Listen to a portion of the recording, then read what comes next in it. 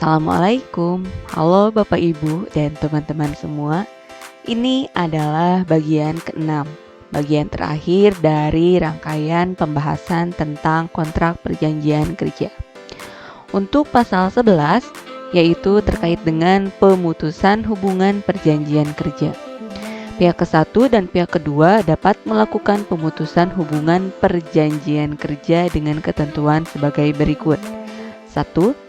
Pemutusan hubungan perjanjian kerja dengan hormat dilakukan apabila A. Jangka waktu perjanjian kerja berakhir. B. Pihak kedua meninggal dunia. C. Pihak kedua mengajukan permohonan berhenti sebagai pegawai pemerintah dengan perjanjian kerja. Atau D. Terjadi perampingan organisasi atau kebijakan pemerintah yang mengakibatkan pengurangan pegawai pemerintah dengan perjanjian kerja pada pihak ke-1. 2. Pemutusan hubungan perjanjian kerja dengan hormat tidak atas permintaan sendiri dilakukan apabila A. Pihak kedua dihukum penjara berdasarkan putusan pengadilan yang telah memiliki kekuatan hukum tetap karena melakukan tindak pidana penjara paling singkat 2 tahun dan tindak pidana dilakukan dengan tidak berencana. B. Pihak kedua melakukan pelanggaran kewajiban dan atau larangan sebagaimana dimaksud dalam pasal 5, atau pihak kedua tidak dapat memenuhi target kinerja yang telah disepakati sesuai dengan perjanjian kerja. 3. Pemutusan hubungan perjanjian kerja tidak dengan hormat dilakukan apabila A. Melakukan penyelewengan terhadap Pancasila, Undang-Undang Dasar Negara Republik Indonesia tahun 1945 dan pemerintah yang sah. B.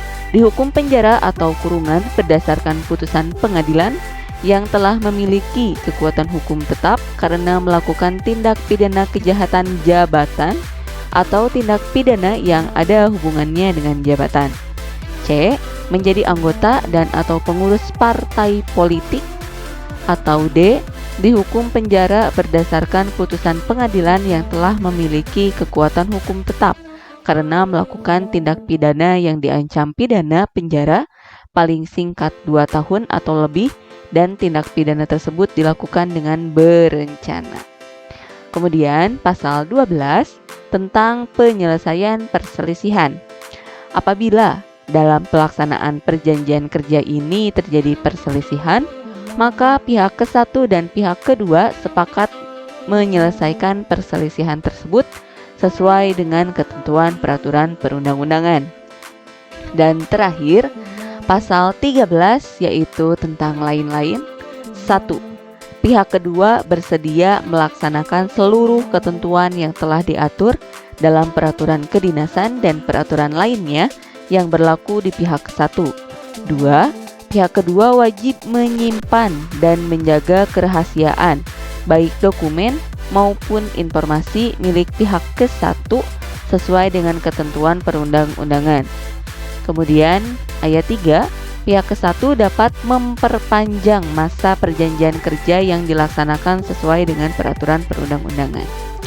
Demikian perjanjian kerja ini dibuat dalam rangkap 2 oleh pihak ke-1 dan pihak kedua dalam keadaan sehat dan sadar serta tanpa pengaruh ataupun paksaan dari pihak manapun.